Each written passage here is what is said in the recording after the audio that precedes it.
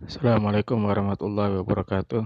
Marilah kita lanjutkan pada sesi yang kedua ini, yaitu hadis, takwa, dan akhlak terpuji. Pada pelajaran keempat atau bab keempat. Pada sesi yang pertama adalah Al-Quran, yaitu surat At-Takatsur. Kita lanjutkan pada sesi yang kedua, yaitu pelajaran hadis. Namun sebelumnya marilah kita baca hadisnya terlebih dahulu. Kita lihat buku kalian yang terdapat dalam halaman 34. An Abi Dzarrin Jundub bin Junadata wa Abi Abdurrahman Mu'adz bin Jabal radhiyallahu anhu an Rasulillah sallallahu alaihi wasallam qala ittaqillaha haitsuma kunta wa atbi'is sayyi'atil hasanata tamhuha wa khaliqin nasa bi khuluqin hasanin. Rawahu Tirmidzi wa qala hadisun hasan wa fi ba'din nushi hasanun sahih, yang artinya dari Abu Dzar Jundub bin Junadah dan Abu Abdurrahman Mu'adz bin Jabal radhiyallahu anhuma bahwasanya Rasulullah bersabda, dan iringilah keburukan itu dengan kebaikan. Niscaya kebaikan itu akan menghapusnya, dan pergaulilah manusia dengan akhlak yang baik. Hadis riwayat Tirmizi, dan ia atau Tirmizi mengatakan bahwa hadis ini adalah hasan. Dan dalam tulisan lain atau dalam riwayat lain disebutkan hadis ini adalah hasan sahih. Baiklah, kita lanjutkan pembahasan kita pada isi hadis, yaitu memahami isi hadis, takwa, dan akhlak terpuji. Namun sebelum kita membahas inti hadisnya, marilah kita bahas tentang perawi hadisnya. Bahwasanya hadis ini diriwayatkan oleh dua sahabat Nabi. Yang pertama adalah Abu Dzar. Siapakah Abu Dzar itu? Baiklah, kita buka di buku kalian, lihat halaman 38. Abu Dzar, nama aslinya adalah Abu Dzar Jundub bin Junadah. Beliau adalah dari suku Ghifar yang terkenal. Suku Ghifar ini adalah suku yang terkenal dengan perampok, ya, ahli dalam merampok.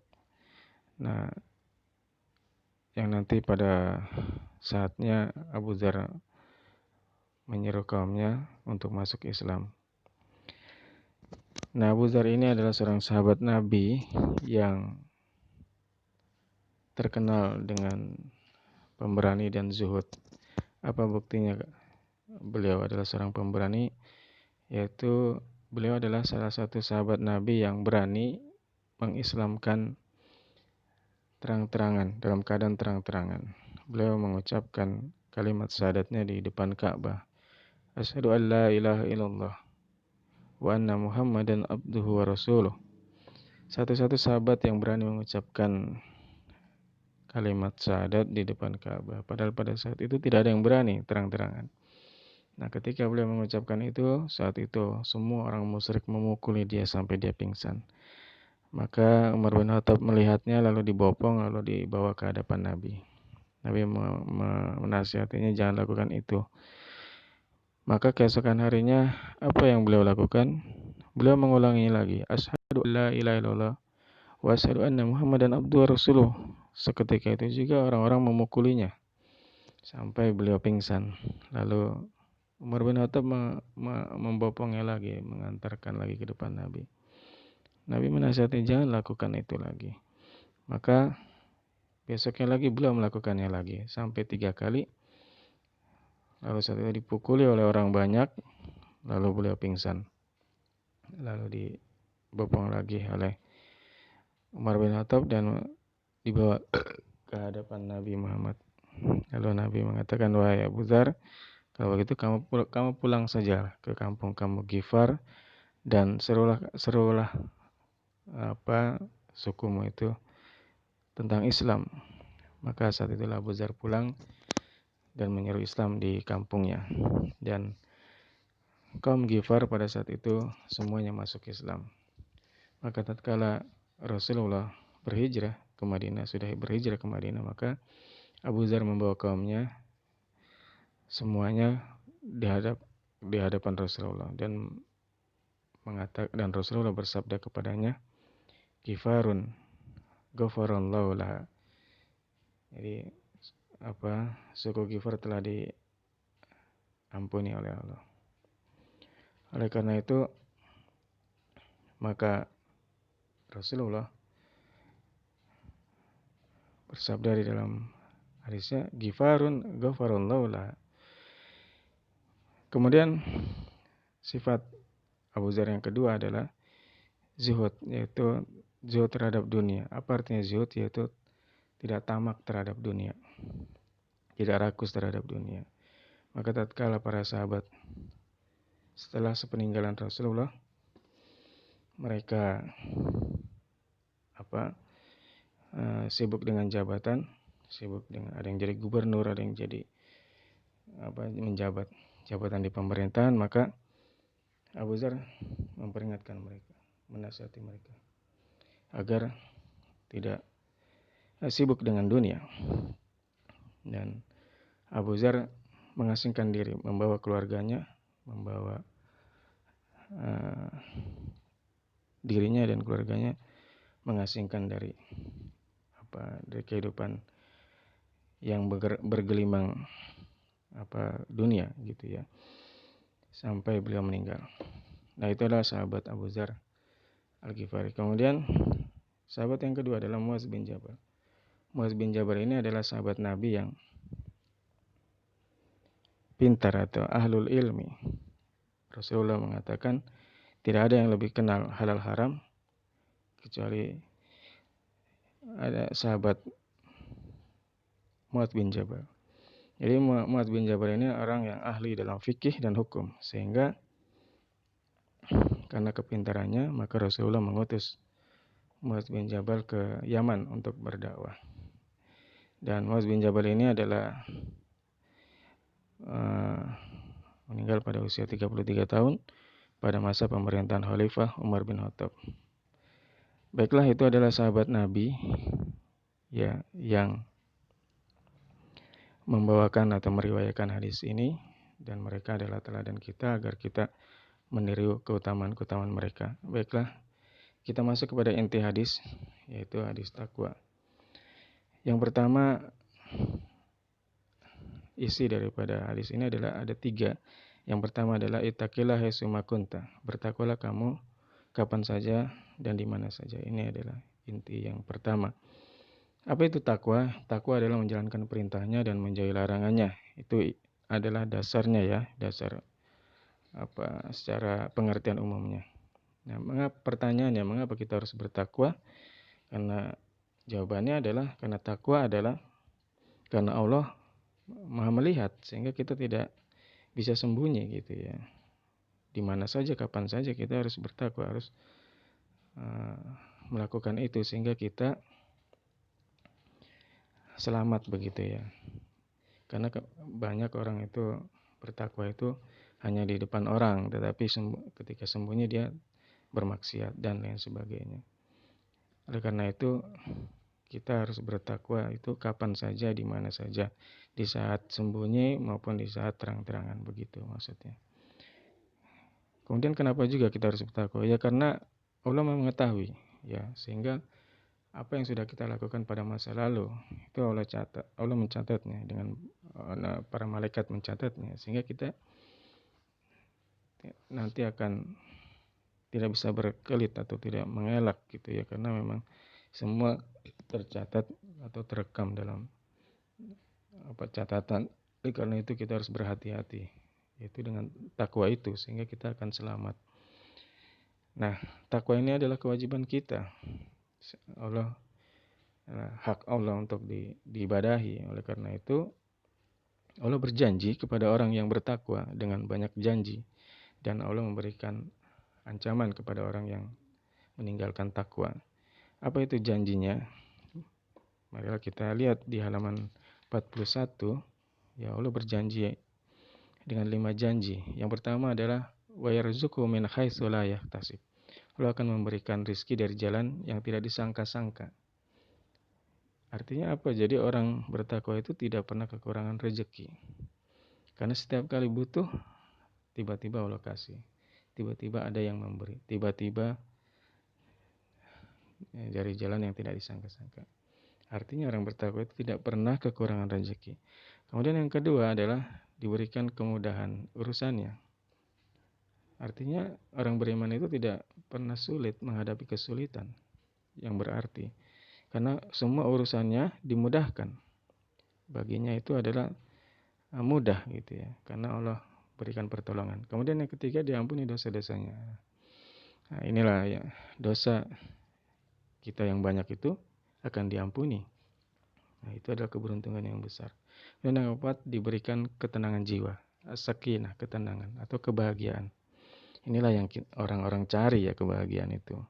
Orang kaya itu cari kebahagiaan, hidup mewah ya, cari ketenangan, kebahagiaan, tinggal di villa, mobil mewah dan lain sebagainya, tapi tidak tenang karena mereka tidak bertakwa. Tapi justru ketakwaan itulah yang akan memberikan ketenangan, membawakan kebahagiaan. Dan yang kelima adalah dimasukkan ke dalam surga. Ini adalah kebahagiaan yang paling besar daripada, tidak ada yang lebih bahagia daripada kebahagiaan ini. Keberuntungan yang paling besar, keuntungan yang paling untungnya adalah masukkan ke dalam surga. Baik, itu adalah janji Allah bagi orang yang bertakwa. Kita masuk kepada sabda yang kedua. Wat bi sayyatil hasanata tamhuha wa, artinya iringilah keburukan itu dengan kebaikan. Niscaya kebaikan itu akan menghapusnya. Apa itu as-sayyi'ah? Sayyi'ah itu secara bahasa adalah perbuatan buruk. Pengertiannya adalah perbuatan yang dilarang oleh Allah dalam syariat Islam. Sementara al-hasanat arti bahasanya adalah perbuatan baik. Pengertiannya adalah perbuatan yang diperintahkan Allah dalam syariat Islam. Jadi kita harus ada sayyiat dan ada hasanat. Ada perbuatan baik dan ada perbuatan buruk. Dan Rasulullah mengingatkan, iringilah perbuatan buruk. Siapa sih orang yang gak pernah berbuat buruk? Pasti di antara kita semua melakukan keburukan atau melakukan dosa. Nah, kita iringi perbuatan buruk kita, dosa kita dengan kebaikan atau perbuatan baik. Pernah suatu kisah nyata yang pernah dikisahkan oleh Rasulullah sendiri, yaitu seorang pembunuh 99 orang. Dia ingin bertobat ya, karena memang banyak dosa gitu ya, banyak kesalahan. Lalu dia bertanya kepada seorang ahli ibadah, "Wahai Tuhan, saya ingin bertobat, apakah saya bisa diampuni?" Maka ahli ibadah itu menjawab, "Wah, kamu ini nggak bisa karena dosa kamu terlalu besar, sudah banyak bunuh orang."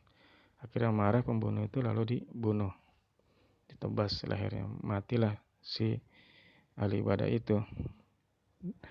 Maka dia membunuh udah 100 orang. Lalu dia bertanya lagi, tidak puas dengan jawaban ahli ibadah itu, bertanyalah kepada ahli ilmu atau orang yang mengerti. "Wahai Tuhan, apakah saya dapat diampuni karena saya telah membunuh banyak orang, 100 orang?" Maka jawaban ahli ilmu itu, orang yang alim itu, bisa. Kamu tidak ada yang dosa yang tidak diampuni, tidak ada yang menghalangi, yaitu dengan cara taubat. Bagaimana caranya? Yaitu kamu pergi, tinggalkan perbuatanmu itu dan kamu harus pindah dari tempat yang baik, dari tempat yang buruk kepada tempat yang baik, dari kampung yang buruk kepada kampung yang baik. Maka dia hijrah, melakukan hijrah. Maka tatkala dia melakukan hijrah dari kampungnya yang buruk itu, yang kampung pembunuh, menuju kampung yang baik, meninggal di tengah jalan. Maka saat itulah malaikat rahmat dan malaikat azab turun. Siapa ini, bagaimana taubat orang ini diterima atau tidak? Maka tapi kedua malaikat ini bingung, mana yang apakah diterima atau tidak taubatnya. Maka Allah memerintahkan coba saja diukur lebih dekat mana kampung kebaikan dengan kampung keburukan. Maka setelah diukur dari tempat kematian dia dengan kampung kebaikan, ternyata dia lebih dekat, maka dia dibawa oleh malaikat rahmat, artinya dia diampuni. Nah, dari kisah ini apa yang dapat kita simpulkan? Bahwasanya orang pembunuh ini belum melakukan kebaikan apapun. Dosanya begitu banyak, membunuh orang sampai 100 orang. Tetapi dia diampuni. Kenapa? Dia mengiringinya dengan kebaikan. Apa kebaikannya? Yaitu niat yang baik, yaitu niat ingin bertobat, sehingga dia diampuni. Nah, inilah yang dimaksud sabda Nabi, iringilah keburukan itu dengan kebaikan, karena akan menghapusnya, dan dosa orang ini diampuni oleh Allah. Nah, kisah ini juga menerangkan tentang taubat. Bagaimana cara yang taubat yang benar? Menurut para ulama ada 3. Yang satu, pertama adalah menyesali dosanya yang telah dilakukan, jadi menyesal. Yang kedua adalah tidak mengulangi perbuatan dosa itu. Dan yang ketiga adalah mohon ampun kepada Allah yang Maha Pengampun. Dan yang para ulama menambahkan satu lagi, yang keempat, yaitu kalau itu dosanya hubungannya dengan manusia, dia harus minta ampun kepada manusia itu, manusia yang bersangkutan. Kalau contohnya kalau dia mencuri, maka dia harus kembalikan barang yang dicuri, begitu. Nah, inilah keempat syarat taubat yang benar. Satu adalah menyesali, yang kedua adalah tidak mengulangi, yang ketiga adalah mohon ampun kepada Allah, dan yang keempat mohon ampun kepada yang, kalau dengan manusia, mohon ampun kepada orang yang bersangkutan. Baiklah, kita lihat pada halaman ke-43.